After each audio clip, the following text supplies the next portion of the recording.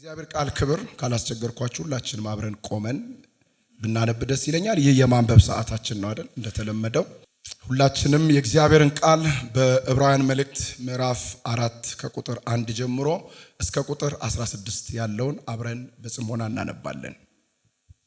መጽሐፍ ቅዱስ የያዝን ሁላችንም ዕብራውያን መልእክት ምዕራፍ 4 ከቁጥር 1 ጀምሮ እስከ 16 እናነባለን። እንዲህ ይላል የጌታ ቃል። እንግዲህ ወደ ረፍቱ ለመግባት የተሰጠው ተስፋ አሁንም የተጠበቀ ስለሆነ ከናንተ ማንም ለዚያ ሳይበቃ እንዳይቀር እንጠንቀቅ። ለነዚያ እንደተሰበከ ለኛም ደግሞ የምስራቹ ቃል ተሰብኮልናልና። ነገር ግን ሰሚዎቹ ቃሉን ከእምነት ጋር ስላላዋሃዱት አልጠቀማቸውም። እኛ ያመንነው ግን ወደዚያ እረፍት እንገባለን። እግዚአብሔርም ስለዚህ በቁጣዬ እንዲህ ብዬ ማልኩ፣ ወደ ረፍቴ ከቶ አይገቡም ብሏል። ይሁን እንጂ ዓለም ከተፈጠረ ጀምሮ የእርሱ ሥራ ተከናውኗል። ስለ ሰባተኛው ቀን በአንድ ስፍራ በሰባተኛው ቀን እግዚአብሔር ከሥራ ሁሉ አረፈ ብሏልና። ቀደም ባለው ክፍል ደግሞ ወደ ረፍቴ ከቶ አይገቡም ይላል። ወደ ረፍቱ ገና የሚገቡ አንዳንዶች አሉ። ቀድሞ የምስራቹ ቃል የተሰበከላቸው ባለመታዘዛቸው ምክንያት ወደ ረፍት አልገቡም። ስለዚህ እግዚአብሔር ዛሬ ብሎ እንደገና አንድ ቀን ወሰነ። ይህም ከብዙ ዘመን በኋላ በዳዊት በኩል ዛሬ ድምፁን ብትሰሙ ልባችሁን አታደንድኑ ተብሎ ቀደም ሲል እንደተነገረው ነው። ቁጥር 8 ኢያሱ ረፍትን ሰጥቷቸው ቢሆን ኖሮ ከዚያ በኋላ እግዚአብሔር ስለሌላ ቀን ባልተናገረ ነበር።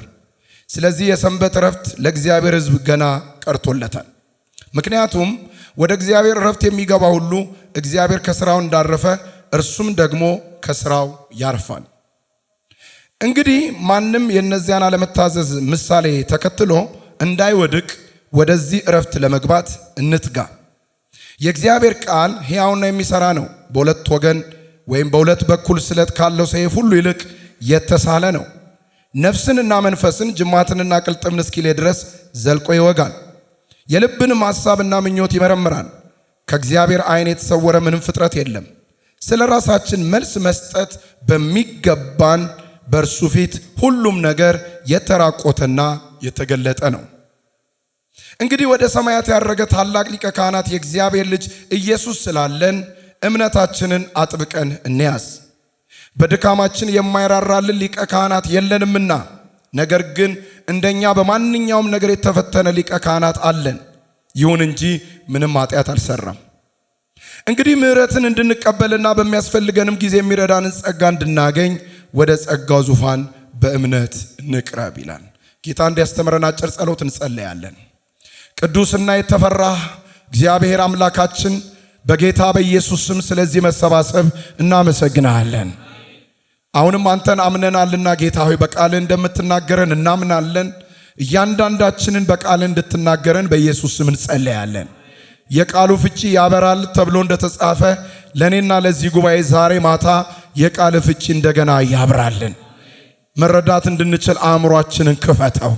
የጨለማ ምክርና አጀንዳ በሁሉ መልኩ በኢየሱስ ስም የፈረሰ ይሁን። ይህንን ጉባኤ በጸጋ ባርክ። እኔንም ታናሹን ሰው እርዳኝ። ሁሉ ለስም ክብር ይሁን በጌታ በኢየሱስ ክርስቶስ ስም አሜን፣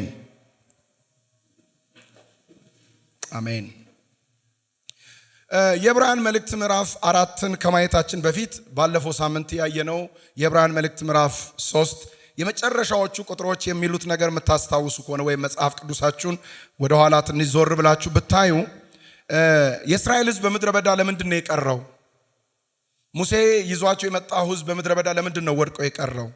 ወደ ተስፋይቱ ምድር ወይም ደግሞ ወደ ረፍታቸው ወደ ከናን ለምንድን ነው ያልገቡት ብሎ ሲናገር መጽሐፍ ቅዱስ የእግዚአብሔርን ንግግርና ድምፅ ባለመስማታቸው ደግሞም ለሰሙት ቃል ደግሞ ባለመታዘዛቸው ባለማመናቸው ምክንያት ነው ብሎ ይናገራል። እና ዛሬ ደግሞ የሚነግረን ምዕራፍ 4 ላይ ስለምንድን ነው ካላችሁ የእግዚአብሔርን ድምፅ ሰምቶ ስለማመንና ስለመታዘዝ እንዲሁም ደግሞ የእግዚአብሔርን ድምፅ የሚሰሙና የሚታዘዙ ሰዎች በብሉይ ኪዳንም እንኳን ቢሆን ወደ ረፍታቸው ገብተዋል። በአዲስ ኪዳንም ይኸው ነው። የእግዚአብሔርን ድምፅ ሰምቶ የሚታዘዙ ሰዎች ወደ እግዚአብሔር ረፍት ይገባሉ ነው የሚለን። ልክ እንደዚሁ በብሉይ ኪዳን ደግሞ የነበሩ አማኞች የእግዚአብሔር ንግግር የእግዚአብሔርን ድምጽ ባለመስማት ወይም ደግሞ ሰምተው ባለመታዘዛቸውና በማመጻቸው ምክንያት ወደ ዕረፍታቸው ወደ ተስፋይቱ ምድር እግዚአብሔር ወዳየላቸው ክብር ሳይገቡ በምድረ በዳ እንደወደቁ ልክ እንደዚሁም በአዲስ ኪዳንም እንደዚሁ ነው ይላል የዕብራውያን ጻፊ። በአዲስ ኪዳንም ለአዲስ ኪዳን አማኞች የመጣውን ድምጽና ንግግር ባናምን፣ ባንሰማ፣ ባንቀበል፣ ባንታዘዝ እግዚአብሔር አሁን ወደ ዕረፍታችን እንዳንገባ ምሏል ነው የሚለን። መዝሙር 95 ከቁጥር 8 እስከ 11 ላይ ያለውን ቃል ነው። ስለ መሲሁ መምጣት ዳዊት የዘመራቸው መዝሙሮች መካከል ስለ እስራኤል ሕዝብ የተነገረውን ነው የምናገኘው። ዛሬ ድምፁን ብትሰሙ በምድረ በዳ በፈተና ቀን በአመፅ እንዳደረጋችሁት ልባችሁን አታደንድኑ ብሎ ይናገራል።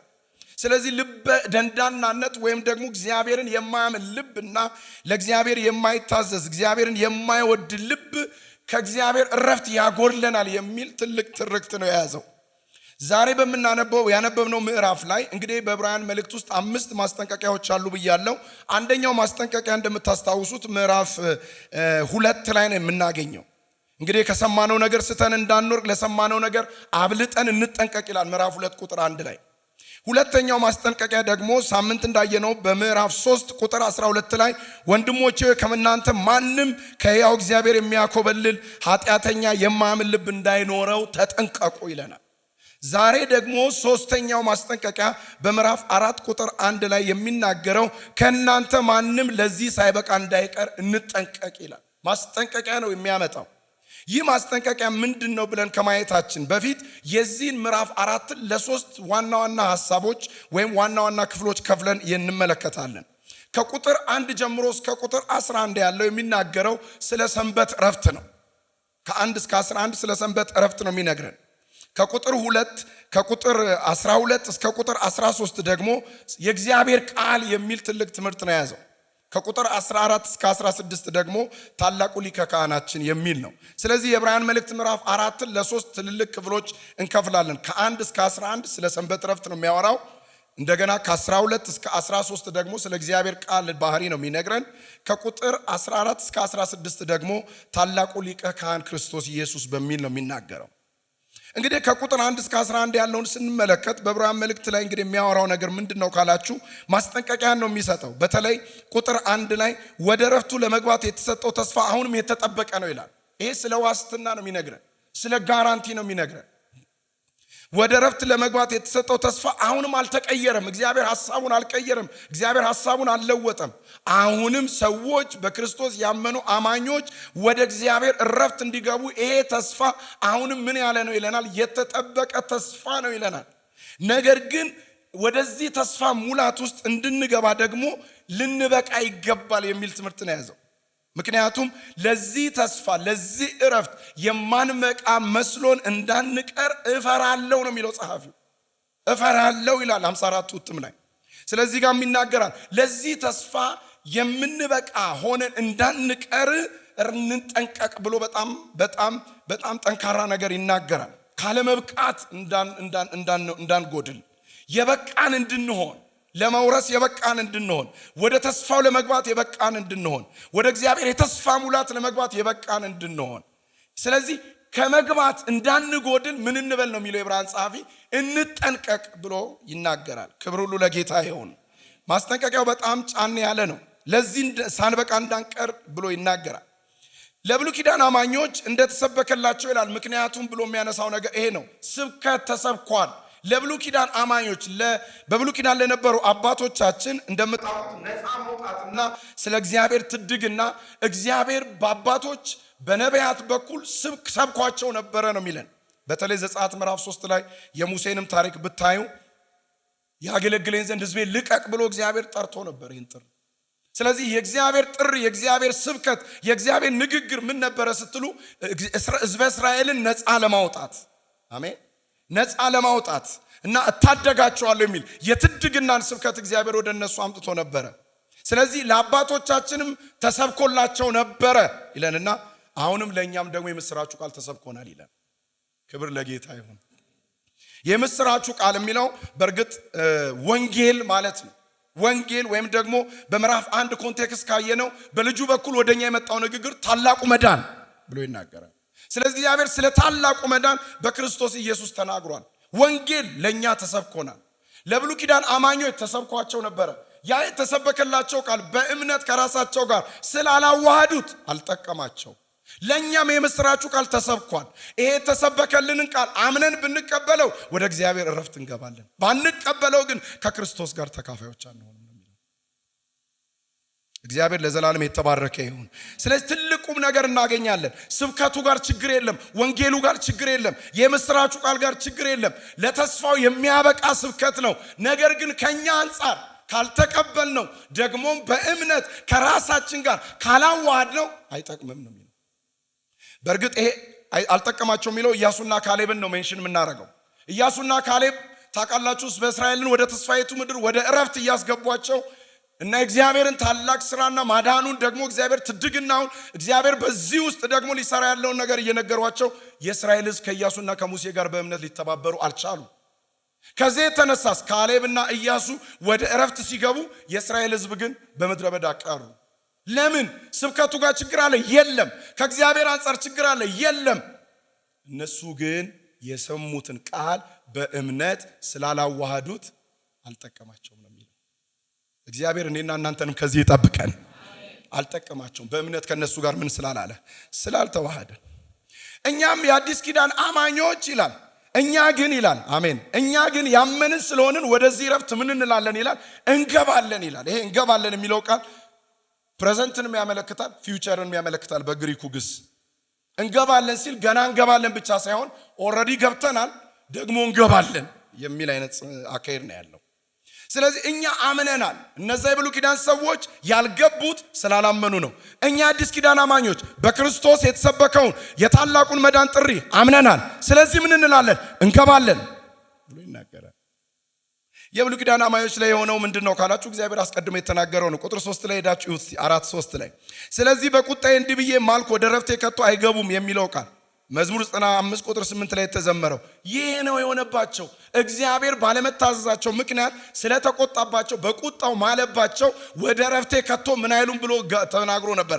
አይገቡም ብሎ ተናግሮባቸው ነበር። እግዚአብሔር ወደ ቁጣው ረፍት እንዳይገቡ ከለከላቸው። ለኛ ግን እንደዚህ አይደለም። ለኛ ለምናምን ግን መግባት ተሰጥቶናል። በደንብ ከሰማችሁኝ አሜን በሉ። ለኔና ለእናንተ ግን ወደ ረፍት መግባት ተሰጥቶናል። በዘፍጥረት ምዕራፍ 2 ላይ ያለውን ክፍል ያነሳል። ዘፍጥረት ምዕራፍ 2 ቁጥር 2 እስከ 3 ላይ እግዚአብሔር በሰባተኛው ቀን ከሥራ ሁሉ ምን አለ? አረፈ እንደተባለ በአንድ ስፍራ ሰምታችኋል። ስለዚህ ከፍጥረት ጀምሮ የእግዚአብሔር ሥራ ተከናውኗል። እግዚአብሔር በሰባተኛው ቀን ከሥራ ሁሉ አረፈ። እንዲሁም ደግሞ ሌላ እረፍት እንዳለ ያመለክታል። ምን ስትሉ ሰንበትን እግዚአብሔር ባረካት፣ ቀደሳት ይላል። ምን ማለት ነው ስትሉ እግዚአብሔር ለሕዝቡ ያስቀረው ገና የሰንበት እረፍት አለ። እግዚአብሔር ስራውን ሁሉ ሰርቶ አረፈ። አዎ ከዛ ሰንበትን ደግሞ ባረካት፣ ቀደሳት። ከዛስ ለምን ስትሉ ሕዝበ እስራኤል በሙሉ በሰንበት ደግሞ እንዲያረፍ ፈልጓል። ይህ ደግሞ ሕዝበ እስራኤል ጋር ብቻ የቀረ አይደለም። ለአዲስ ኪዳን አማኞች ገና የሰንበት እረፍት ቀርቶልናል። ለዘላለም ገና ደግሞ እናርፋለን። ሃሌሉያ። ያን ነው የሚነግረን። ስለዚህ ይሄ የሰንበት እረፍት የሚባለው ጉዳይ ወይም ሻባት የሚባለው በዕብራይስጥ የሰባተኛው ቀን እረፍት ማለት ነው። ሻባት ለብሉይ ኪዳን አማኞች ብቻ ወይም ለእግዚአብሔር ብቻ አይደለም። እግዚአብሔር አርፏል። እንደገናስ ለብሉይ ኪዳን አማኞችም እግዚአብሔር በሰንበት እንዲያርፉ አድርጓል። ለነሱ ብቻ የቀረ አይደለም፣ ለኛም ደግሞ ገና እግዚአብሔር ቀጥሮልናል። ምክንያቱም ዛሬ ብሎ እግዚአብሔር ደግሞ ሌላ ቀን ቀጠረ ወይም ሌላ ቀን ወሰነ ይላል። እረፍት ባይኖር ኖሮ እግዚአብሔር ስለ ሌላ እረፍት ባልተናገረ ነበር። እረፍቱ ቢያበቃ የእስራኤል ሕዝብ አርፎ ቢያበቃ የእግዚአብሔር የእረፍት ዕቅዱ ቢያበቃ ቢጠናቀቅ ኖሮ ስለ ሌላ እረፍት እግዚአብሔር ባልወሰነ ነበረ። ኖ አልቀረም። ለኛም እግዚአብሔር በሰማይ ያስቀረው የዘላለም እረፍት አለ። ባካችሁ እንደዚሁም አንቀርም፣ እንደተንገላታን አንቀርም፣ እንደተቅበዘበዝን አንቀርም። በዛ ለዘላለም ከሱ ጋር እናርፋለን አለ ብሎ ይናገራል። ሃሌሉያ። እንግዲህ እንደምታዩት ነው። ቀድሞ የምስራች ቃል የተሰበከላቸው ባለመታዘዛቸው ምክንያት ወደ ረፍት አልገቡም። ስለዚህ እግዚአብሔር ዛሬ ብሎ እንደገና አንድ ቀንን ደግሞ ይወስናል። ስለዚህም ቀን ከዘመናት በፊት ነብዩ ዳዊት ተናግሮ ነበር። ዛሬ ተብሎ በተጠራው ቀን ብሎ ተናግሮ ነበር። እንግዲህ ለቀደሙት አባቶች ኢያሱ እረፍት ሰጥቷቸው ቢሆን ኖሮ እግዚአብሔር ከዚያ በኋላ ስለሌላ እረፍት ባልተናገረ ነበር። እንደምታውቁት በኢያሱ ምዕራፍ 22 ቁጥር 4 ላይ ኢያሱ ምዕራፍ 21 ቁጥር 44 እና ኢያሱ ምዕራፍ 22 ቁጥር 4 ላይ ሄዳችሁ ብታነቡ የእስራኤል ሕዝብ በኢያሱ ምክንያት አርፈው ነበር፣ ወደ እረፍት ገብተው ነበር። ነገር ግን ያረፍት አላበቃም።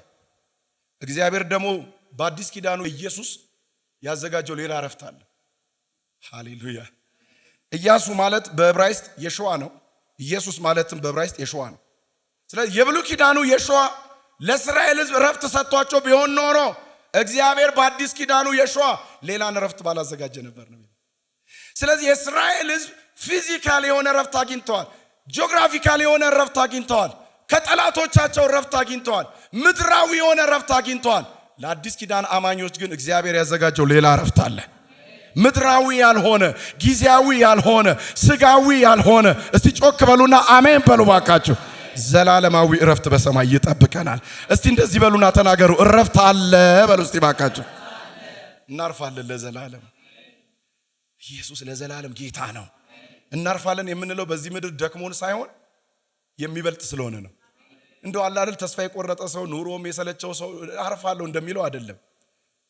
ስናስተያየው የሚመጣው ክብር የዘላለም ብዛት ያለበት ነው። የሚበልጥ እረፍት ነው። አሜን። ኢየሱስ ለዘላለም ጌታ ነው።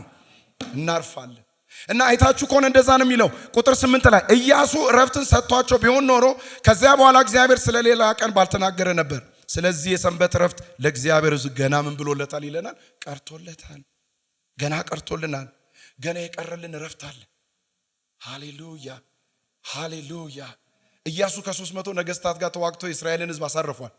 የአዲስ ኪዳኑ ኢየሱስ ግን ከዘላለም ሞትና ከኃጢአት ነው ድል አድርጎ ከሙታን በመነሳት እኛን ለዘላለም እረፍት ያጨን።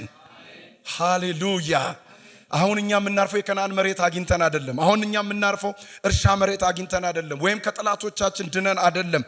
በዘላለም እረፍት ልናርፍ በሰማይ እረፍት ተዘጋጅቶልናል። እረፍት አለ፣ እረፍት አለ። ክብር ለጌታ ይሁን። ቁጥር 10 ላይ እንደዚህ ይላል፣ ምክንያቱም ይላል ወደ እግዚአብሔር እረፍት የሚገባ ሁሉ እግዚአብሔር ከስራው እንዳረፈ እርሱም ደግሞ ከስራው ምን ይላል ነው የሚለው? ያርፋል፣ ያርፋል። እግዚአብሔር ከስራው እንዳረፈ ሁሉ ወደ እግዚአብሔር እረፍት የሚገባ ሁሉ ያርፋል። ከምን ያርፋል? ከመቅበዝበዝ ያርፋል። ከምን ያርፋል? ከኃጢአት ተግባር ያርፋል። ከምን ያርፋል? በሕግ በኩል ከሚገኝ የጽድቅ ስራ ብሎ ከሚለው ነገር ያርፋል። እግዚአብሔር ለዘላለም ይባረክ። አንድ ጥያቄ ልጠይቃችኋል። አርፋችኋል? አሜን። እንዳረፋችሁ ይሰማችኋል? ለመጽደቅ የምትሰሩት ስራ አላችሁ? መገረዝ አለ ወይም ደግሞ የሙሴን ስርዓት መጠበቅ አለ ወይም ደግሞ እንዲና እንዲያ የምትሉት ነገር አለ? የለም። መቅበዝበዝ አለኛ ጋር የለም። ግራ መጋባት አለ? የለም። ለምን? አንድ እረፍት እንዳለ ገብቶናል። ለዛ እረፍት በሚያበቃ ልክ ደግሞ በክርስቶስ ምን ብለናል ነው የሚናገረው? አርፈናል። እንደዛ ነው የሚለው ማቴዎስ 11 ላይ ጌታ ኢየሱስ ክርስቶስ ሲናገር እናንተ ደካሞች ወደ እኔ ኑ እኔ ምን እላችኋለሁ ነው ያለው? አሳርፋለሁ። ለነፍሳችሁ ምንን ታገኛላችሁ ነው ያለው? እረፍትን ታገኛላችሁ ነው ያለው። አሜን አሜን አሜን። አርፈናል። ገና ደግሞ ምን እንላለን? እናርፋለን። ያን ነው የሚናገረው። ሁለተኛው ዋና ክፍል ያልኩት ከቁጥር 12 እስከ 13 የእግዚአብሔር ቃል። እንግዲህ ይሄ በእነዚህ ሁለት ቁጥር ውስጥ የምናገኘው ነገር ምንድነው? ማይቲ በሆነ መንገድ የእግዚአብሔርን ቃል ባህሪና የእግዚአብሔርን ቃል ተግባር ነው። ፈጠን ብዬ እናገራለሁ። 4 ነገሮች። አንደኛ የእግዚአብሔር ቃል ሕያውና የሚሰራ ነው። አሜን ሃሌሉያ። በእርግጥ የእግዚአብሔር ቃል ተብሎ የተጻፈውን አንዳንድ የሥነ መለኮት ሰዎች ኢየሱስ ክርስቶስ ነው ብሎ ይላሉ። ቃል የተባለው ክራይስት ነው ይላሉ። አንዳንዶች ደግሞ ንግግሩ ድምፁ የእግዚአብሔርን ንግግር እንግዲህ ከምዕራፍ 1 ጀምሮ ስለ ንግግር ነው እያወራን የመጣ ነው። በክርስቶስ ስለመጣው ቃል የመዳን ጥሪ ነው። ዋቴቨር ኢትስ ግን የእግዚአብሔር ቃል ሕያውና ምን የሚል ነው የሚለን? የሚሰራ ነው። ሁለተኛው የእግዚአብሔር ቃል በሁለት በኩል ከተሳለ ሰይፍ ይልቅ የተሳለ ነው ይለናል። አሜን። ሶስተኛው ነፍስንና መንፈስን ጅማትንና ቅልጥምን እስኪለይ ድረስ ዘልቆ ምን ያደርጋል? ይወጋል ይለናል የእግዚአብሔር ቃል። አራተኛው የእግዚአብሔር ቃል የልብንም ሐሳብና ምኞት ምን ያደርጋል? ይመረምራል ይላል። 4 ነገሮች ፈጠን ብዬ ልናገር። አንደኛ የእግዚአብሔር ቃል የሚሰራ ነው ይለናል። ለምን? ሕያው ስለሆነ። ተናጋሪው እግዚአብሔር ሕያው ስለሆነ ንግግሩ ሕያው ነው። ይሄ ሕያው ቃል ደግሞ ምን የሚያደርግ ነው ይለናል? የሚሰራ ነው ይለናል። ሁለተኛው የተሳለ ነው። በጣም ሻርፕ ነው። የወደደውንና ማድረግ የፈለገውን መስራት የፈለገውን ማከናወን የፈለገውን የማድረግ ኦቶሪቲ አለው፣ የተሳለ ነው ይለናል። ሶስተኛው ደግሞ ዘልቆ የሚወጋ ያልኩት ነው። የሚወጋ ነው። ምን አለው? ስልጣን አለው፣ ኃይል አለው፣ አቅም አለው፣ የመቁረጥ አቅም አለው፣ የመበጠስ አቅም አለው። መለየት የማይችሉ ሁለት ነገሮችን ያነሳል፣ ነፍስና መንፈስን፣ ጅማትና ቅልጥምን። እስኪ ድረስ ምን ያደርጋል ነው የሚለው? ዘልቆ ይወጋል ነው የሚለው። ይመረምራል የሚለው ደስ ይላል አይደል? የልብን ሐሳብና ምኞት እንኳን ፍላጎቶቻችንና መሻቶቻችንን ዲዛይሮቻችንን ሳይቀር እንኳን የእግዚአብሔር ቃል ምን ያደርጋል ነው የሚለው? ይፈትሻል፣ ይመረምራል። ልክ ይሁን ልክ አይደለ፣ መቀመጥና መነሳቴን፣ መተኛቴን፣ መሄዴን፣ መራመዴን ሁሉ አየ፣ ተመለከትክ፣ መረመርክ እንዳለ ዳዊት የእግዚአብሔር ቃል እኛን እንደዚህ ነው የሚመረምረን። ክብር ለጌታ ይሁን፣ ክብር ለጌታ ይሁን። ለምን ስትሉ ከእግዚአብሔር ዓይን የተሰወረ ምንም ፍጥረት የለም። ዛሬ ማታ አንድ ነገር ይግባን። እኔና እናንተ ዓይኖቹ ሁሉ ጊዜ ከኛ ጋር ናቸው። በእግዚአብሔር ፊት የተሰወረ ምንም ፍጥረት የለም። በእርሱ ፊት ሁሉ ነገር የተራቆተና ምን ያለ ነው ይለናል? የተገለጠ ነው። ዋው አሜን። እዚህ ጋር እርሱ ተብሎ የተጠራው እግዚአብሔር አሰምታይም ቃሉም ሊሆን ይችላል። በእርሱ ፊት የተራቆተና የተገለጠ ነው። እኛም እንኳን ስለ ራሳችን መልስ የምንሰጠው በእርሱ ፊት ነው ይላል። ዋው እኛ እንኳን ስለ ራሳችን በፍርድ ቀን በእርሱ ፊት ነው ምን የምንሰጠው? መልስ የምንሰጠው። የእግዚአብሔር ቃል እጅግ ባለስልጣን ነው። የእግዚአብሔር ቃል እጅግ ኃያል ነው። የእግዚአብሔር ቃል እጅግ ባለስልጣን ነው። የእግዚአብሔር ቃል እጅግ ብርቱ ነው። ሃሌሉያ። ስለዚህ ይህንን የእግዚአብሔርን ቃል ሰምቶ በእምነት ማዋሃድ ወደ ረፍት እንድንገባ ያደርገናል። አልሰማም ከኔ ጋር አላዋሃዶም በእምነት ካልን ደግሞ ከረፍት ሳንገባ እንቀራለን ነው የሚለው የእግዚአብሔር ቃል። ሶስተኛው ቁጥር 14 እስከ 16 ያለው ታላቁ ሊቀ ካህን፣ ታላቁ ሊቀ ካህን። እንግዲህ ቁጥር 14 ላይ ደስ የሚል አነጋገር ይናገራል። እንግዲህ ወደ ሰማያት ያረገ ታላቅ ሊቀ ካህናት የእግዚአብሔር ልጅ ኢየሱስ ስላለን የምትለው ላይ እንድታሰምሩ ፈልጋለሁ። ታላቅ ሊቀ ካህን አለን የሚል ድፍረት ነው የሚያነሳው ጸሐፊው። ታላቅ ሊቀ ካህናት አለን። ሃሌሉያ። ዋው ቅድም ስንዘምር ነበር አይደል? ሊቀ ካህን ኢየሱስ እያለን አለን። ታላቅ ሊቀ ካህናት ኢየሱስ አለን። እስቲ ከኔ ጋር እንደዚህ በሉ፣ ታላቅ በሉ እስቲ። ሊቀ ካህን ኢየሱስ አለኝ። አሜን አላችሁ ወይ? ታላቅ ሊቀ ካህን ያለን። ይህንን ሊቀ ካህን የአዲስ ኪዳኑን ሊቀ ካህን ከብሉይ ኪዳን ሊቀ ካህን ይልቅ ታላቅ ያደረገው ምንድን ነው?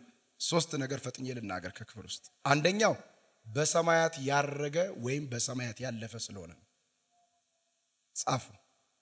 በሰማያት ያረገ ወይም በሰማያት ያለፈ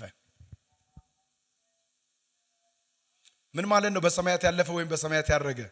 የብሉይ ኪዳኑ ሊቀ ካህናት በዓመት አንዴ ወደ ቅድስተ ቅዱሳን የሚገባው በምድር በተሰራችው ድንኳን ውስጥ በእጅ በተሰቀለው መጋረጃ በኩል አልፎ ነው የሚገባው። የኛ ሊቀ ካህናት የአዲስ ኪዳን ሊቀ ካህናት ኢየሱስ ግን በሰማይ ወዳለችው በእጅ ወዳልተሰራችው መቅደስ ስለኛ የኃጢአት መስዋዕትን ለማቅረብ የገባው በሰው በተሰራ መጋረጃ በኩል ሳይሆን ሰማያት ተከፍተው ነው የገባው። ያን ነው የሚለው እኮ። ሃሌሉያ ሃሌሉያ። በብሉይ ኪዳን እንደዚህ የቻለ ካህን የለም። ምክንያቱም የብሉይ ኪዳን ካህናት ከሰው ተመርጠው ለሰው ነው የተሾሙት። አገልግሎታቸውን በሰው መንደር ነበር፣ ሰፈር ውስጥ ነበረ። ስለዚህ ከቅድስት ወደ ቅድስተ ቅዱሳን ሊቀ ካህናቱ ሲገባ በመጋረጃው በኩል አልፎ ነበር የሚገባው። ኢየሱስ ግን በምድር ባለችው ድንኳን አይደለም ያገለገለው። የኢየሱስ አገልግሎት የተከናወነው በሰማይ በእጅ ወዳልተሰራች በሰማይ ባለች፣ አሜን አትሉም ባካችሁ? በሰማይ ባለች መቅደስ ነው ስለኛ ለኃጢአታችን መስዋዕት ለማቅረብ ለአንዴና ለዘላለም የራሱን ደም ይዞ የገባው። እዛ ሲገባ ደግሞ ይላል እንደ ብሉይ ኪዳኑ ካህን መጋረጃ ከፍቶ አይደለም የገባው። ምንድነው ያደረገው? ሰማያት ተከፈቱለትና ደመናም አቀፈችውና ይዛው ነው የሄደችው። እኛ ያለ ሊቀ ካህናት አሜን አሜን አሜን አሜን። እኛ ያለ ሊቀ ካህናት ወደ ምድር የገባ ሳይሆን ወይም በሰው የተከፈተች መጋረጃ ውስጥ አይደለም የገባው። በሰማያት ያለፈ በሰማያት ያረገ ክብር ለጌታ ይሁን። በሰማያት ያረገ ታላቅ ሊቀ ካህናት ነው ያለን። ክብር ለጌታ ይሁን። ማለት አሁን ይሄ ያለኝ እኮ እንዴት ያኮራል! እንዲህ አይነት ሊቀ ካህናት ነው ያለኝ። ኢየሱስን ታላቁ ሊቀ ካህን ያስባለው ሁለተኛው ነገር ምን እንደው ካላችሁ በነገር ሁሉ እንደኛ የተፈተነ ስለሆነ ነው። በነገር ሁሉ እንደኛ መፈተኑ ብቻ አይደለም፣ በነገር ሁሉ እንደኛ የተፈተነ ነው ብሎ ከኃጢአት በስተቀር ይላል። አያችሁ የኛን ሊቀ ካህናት ታላቅ ያደረገውና ልዩ ያደረገው ነገር ምን እንደሆነ ታውቃላችሁ? በነገር ሁሉ እንደኛ ተፈትኗል። የብሉይ ኪዳን ሊቀ ካህናቱም ከሰው መካከል ነው የተመረጡት። በነገር ሁሉ እንደ ሰዎች የሚፈተኑ ናቸው። የኢየሱስን ከብሉይ ኪዳኖቹ ካህናት ለየት የሚያደርገው ምን እንደሆነ ታውቃላችሁ? በኃጢአት ሊከሰስ አይችልም። የብሉይ ኪዳኑ ሊቀ ካህን በዓመት አንዴ ደም ይዞ ወደ ቅድስተ ቅዱሳን ሲገባ ምዕራፍ 5 እስከ ምዕራፍ 7 8 ይሄን ነው የምናየው። እንቀጥላለን። ደም ይዞ ወደ የብሉይ ኪዳን ሊቀ ካህን ደም ይዞ ወደ ቅድስተ ቅዱሳን ሲገባ ለሕዝቡና ለራሱ ኃጢአት ጭምር ሊያስተሰርይ ነው ይዞ የሚገባው። የኛ ሊቀ ካህናት ግን ኢየሱስ ለራሱ ይዞ አልገባም። ለኛ ነው ይዞልን የገባው። ለምን ካላችሁ በነገር ሁሉ እንደኛ የተፈተነ ቢሆንም ኃጢአት ግን አልሰራም። ቅዱስ ነው፣ ንጹህ ነው፣ ፍጹም ነው። ያድነን ዘንድ ይችላል። ክራማሴ ጃና ክራዲያሳ ቶባ አሜን። ሊያድነን ዘንድ ምን ይላል? ይችላል። ለምን? ስለ ራሱ ሳይሆን ስለኛ ነው ይዞ የገባው። ተፈትኗል። እንደኛ በነገር ሁሉ ተፈትኗል። ነገር ግን ኃጢአትን አልሰራም። ንጹህ ነው። ኢየሱስ ያቀረበው መስዋዕት ውስጥ የኔ ብሎ የጨመረበት የለም። ስለነሱ ነው ያለው። ኢየሱስ ለዘላለም ጌታ ነው። እስቲ ታላቅ ሊቀ ካህናት አለኝ በለው እስቲ ባካችሁ። ሶስተኛው ታላቅ ያደረገው ኢየሱስ ምን እንደው ስትሉ በድካማችን ሊራራልን የሚችል ነው። ዋው ሃሌሉያ! በድካማችን ሊራራልን የሚችል። የብሉይ ኪዳኑ ሊቀ ካህን ስለ ኃጢአት መስዋዕትን ሊያቀርብ ይገባል እንጂ ፎርጊቭነስን ሊሰጥ አይችልም። ይቅርታን ሊሰጥ አይችልም። ምዕራፍ 1 ላይ ታችኋል። የእምነታቸው መስራች የሆነው እጅግ የሚምርና አይደል ያነበብነው የሚምር ነው። ይሄ የብሉይ ኪዳን የአዲስ ኪዳን ሊቀ ካህን የሚምር ነው። ይሄው እዚህ ጋር ምዕራፍ 2 ላይ ማታችሁ ከሆነ ቁጥር 18 ላይ እርሱ ራሱ በተፈተነ ጊዜ መከራን ስለተቀበለ የሚፈተኑትን ሊረዳቸው ይችላል ይላል። 2:18 ላይ እዩት። የሚፈተኑትን ሊረዳቸው ይችላል። ለምን ስትሉ ኮምፕሌን የሚያረገን ጄጅ የሚያረገን ሪጀክት የሚያረገን ሳይሆን ህመማችን የሚሰማው ነው። የብሉይ ኪዳኑ ሊቀ ካህን ይዘህ ከመጣ ስለ ኃጢአት መስዋዕት ያቀርብልሃል። ካቀረብክ ስርየት ታገኛለህ። የአዲስ ኪዳኑ ሊቀ ካህን ይዘህ ና አይደለም የሚልህ ራሱን ነው የሚሰጥህ። እና ሲደክምህ ደግሞ ለምን ደከመ ብሎ አይፈርድብህም። ሊረዳን ይችላል። ይራራልናል። እስቲ ይራራልኛል በሉ ባካችን። በድካማችን ይራራልናል። ሃሌሉያ! በድካማችን ምን ያደርግልናል? በድካማችን ይራራልናል። ዋው! ታዲያ እንደዚህ ይላል። ሰውየው ይጣራል የአዲስ ኪዳን አማኞችን እንግዲህ ምህረት እንድንቀበል በሚያስፈልገንም ጊዜ የሚረዳ ጸጋ እንድናገኝ ወደ ጸጋው ዙፋን በእምነት ምን እንበል ይላል? እንቅረብ። ይሄ የአዲስ ኪዳኑ ሊቀ ካህን የተቀመጠበት የንግስና ዙፋን በፍርድና በቁጣ የተሞላ ሳይሆን በጸጋ የተሞላ ዙፋን ነው። ማጉነስ ታዲያ ምንና ወደዚህ የጸጋው ዙፋን እንቅረብ። ሊራራልን ይችላል። በድካማችን ሊራራልን ይችላል። ምህረት እናገኝበታለን። ይህን ዙፋን ደግሞ ጸጋ፣ የሚረዳ ጸጋ። አሜን በሉ ባካችሁ። በሚያስፈልገን ጊዜ የሚረዳ ጸጋ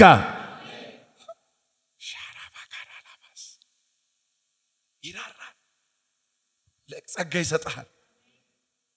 የብሉይ ኪዳኑ ሊቀ ካህን የተቀመጠበት ዙፋን በሕግ ነው የተሞላ። አድርግ አታድርግ ነው። እሺ ካልክ በረከትን ትበላለህ፣ እምቢ ካልክ ሰይፍ ይበላል ነው። ይሄ አዲስ ኪዳን ሊቀ ካህን የተቀመጠበት ጸጋ ዙፋን ግን በጸጋ የተጥለቀለቀ ነው። ምን ያህል ደስተኛ እንደሆናችሁ አላውቅም። ባካችሁ ጮክ በሉና አሜን በሉ እስቲ። በጸጋ የተሞላ ዙፋን ሃሌሉያ። እንደኛ አይደል? እኛ ያለፍንበትን ሁሉ ስላለፈ ይገባዋል፣ ፊል ያደርጋል፣ ችግራችን ህመማችንን ይካፈለናል፣ ሊረዳን ይችላል። ደግሞ በሚያቀተን ነገር የሚረዳ ጸጋ ይለቅልናል። እኛ በእምነት ወደ ጸጋው ዙፋን ምን እንበል ነው የሚለን? ንቅረብ። እስቲ ያጠገባቸው ያለውን ሰው ወደ ጸጋው ዙፋን በእምነት ቅረብ በሉልኝ እስቲ ባካችሁ። አሜን አላችሁ ወይ? ሃሌሉያ።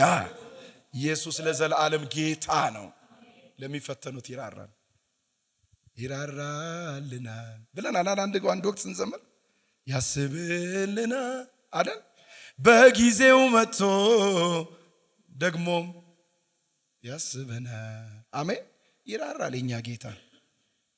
ታዲያ ምዕራፍ 4 ምንድን ነው የሚነግረን ካላችሁ 4 ነገር አፕሊኬሽን ልንገራችሁ። ከህይወታችን ጋር የምናዛመደው ለዚህ ዘመን አንባቢዎች ምን ይነግረን? ምዕራፍ 4 የመጀመሪያው እንጠንቀቅ ነው። እንጠንቀቅ። ምን እንጠንቀቅ? ወደ ተስፋውና ወደ እረፍቱ ሙላት ለመግባት የምንበቃ እንድንሆን እንጠንቀቅ። እንጠንቀቅ። አሜን። ሁለተኛው ምን እናርግ? እንትጋ። ወደ እረፍቱ ለመግባት ትጉ የሚል ቃል አለ። እንትጋ። ሶስተኛው ምን እናርግ? እምነታችንን አጥብቀን እንያዝ። እንዲህ አይነት ሊቀ ካህናት ነው ያለን።